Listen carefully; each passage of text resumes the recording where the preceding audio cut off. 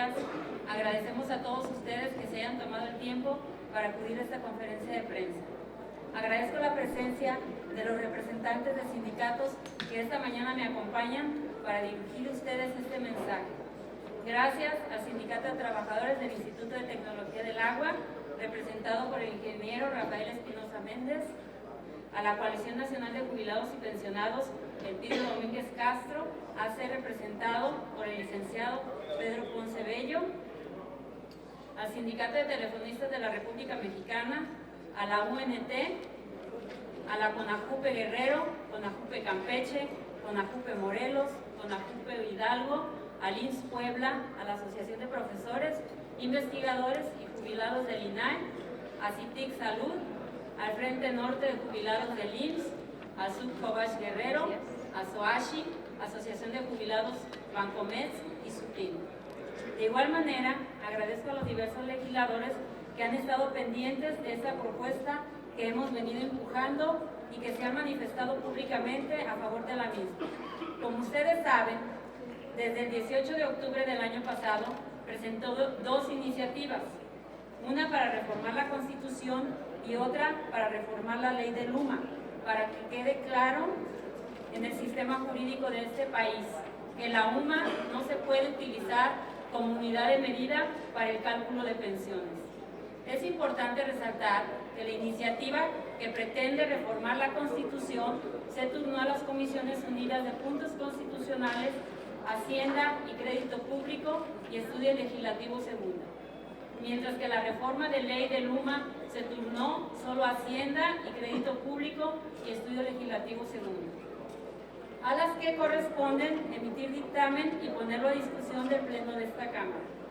Esta precisión la resalto porque mucha gente ha creído que como yo presenté las iniciativas, es a la Comisión de Seguridad Social, la que me honro en presidir, la que debe emitir dictamen, y no es así. Aclarando lo anterior, vamos a entrar en materia. ¿Qué es el UMA?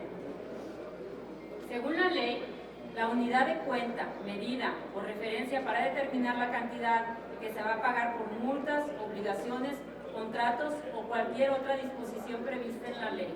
Como saben, por muchos años las leyes y reglamentos de este país calculaban el monto de impuestos, multas o obligaciones en salarios mínimos. En el año 2016, el Congreso decidió crear la UMA para evitar seguir utilizando el salario mínimo como unidad de medida y así permitir mejorar el ingreso de los trabajadores en nuestro país.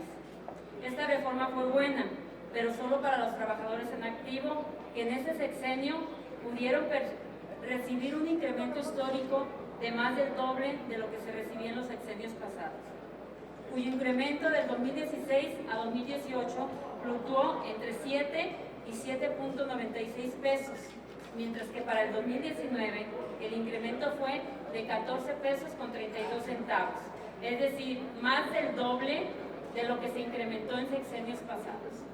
Sin embargo, los pensionados de este país se han visto gravemente afectados porque una indebida interpretación de dicha reforma, tanto el IMSS como el ISSSTE tomaron a la UMA como medida de referencia para calcular el monto de las pensiones, que aún y cuando la ley dice que se debe de hacer en salarios mínimos, por virtud de la creación de la UMA en la Constitución, dejan de aplicar la ley y la calculan en UMAS. Aquí a continuación muestro un cuadro que tenemos aquí a la izquierda, comparativo del valor del salario mínimo referente a la UMA, para que tengan ustedes una idea de la diferencia. En el 2016, el valor diario de la UMA era de 73.04 y el valor del salario mínimo era de la misma cantidad. La diferencia en pesos fue cero, pero en el 2017 ya fue el valor de la UMA en 75 pesos con 49 centavos y el valor del salario mínimo fue de 80,04. El valor fue de 4.55 centavos, la diferencia en pesos. Así fue en el 2018 y en el 2019 vemos que el valor de la UMA fue de 84.49 y el valor del salario mínimo fue de 102.68 centavos. La diferencia fue de 18 pesos con 19 centavos. Este cuadro nos permite apreciar que conforme van avanzando los años, la diferencia en valor entre la UMA y el salario mínimo se van haciendo cada vez más grande. Ahora veamos el valor mensual por una pensión promedio de 5 veces el salario mínimo, que lo tenemos aquí a la derecha, que es el promedio que recibe un trabajador pensionado del IMSS o del ISSSTE. El ejemplo en cálculo de pensiones sobre un monto de salarios mínimos de 5 salarios mínimos mensuales. Aquí, como podemos ver, la pensión mensual en UMAS es de 12,637 pesos con 50 centavos y la pensión en salarios mínimos mensual es de 15,402 pesos. La diferencia en pesos es de 2,728 con 50 centavos. Como pueden ver, la diferencia mensual de 2,728 pesos con 50 centavos en el ejemplo que acabo de presentarles es prácticamente un salario mínimo mensual que es de 3,080 con 40 centavos. Esta cantidad de dinero para un pensionado cuyo ingreso único deviene de su pensión es enorme. Además, es injusto que el sistema de pensiones nos cobre las cuotas de retiro en salarios mínimos y nos pague en UMAS. Les están afectando la economía a los pensionados. Por ese solo hecho, tanto el IMSS como el ISSSTE debieron de darse cuenta que la UMA no debía aplicarse en cálculo de las pensiones, pero se fueron con el texto del transitorio que reza que todo aquello que esté mencionado para calcular en salarios mínimos ahora se calculará en UMAS, y comenzaron a aplicarlos a las pensiones, pero no al pago de salarios. Es una total injusticia que nos cobren en salarios mínimos y nos paguen en UMAS. En 2016 nadie se dio cuenta de este cambio porque el monto de la UMA y del salario mínimo era el mismo. Sin embargo, a partir de 2017, que los pensionados notaron que según sus cálculos les estaban pagando menos, fue cuando comenzaron una batalla judicial contra el IMSS y el ISSSTE, esperando que les paguen su pensión como debe de ser, en salarios mínimos. ¿Qué han dicho los tribunales de este problema? Esta situación de injusticia no solo ha sido puesta sobre la mesa por una servidora que ha insistido una y otra vez que debe aprobarse la reforma constitucional para aclarar que la UMA no es aplicable a las pensiones. Los tribunales federales nos han dado la razón y han emitido 2 criterios aislados que de manera categórica sostienen que la UMA no puede ser utilizada para calcular las pensiones, que es inconstitucional utilizarla porque perjudica el ingreso de los pensionados.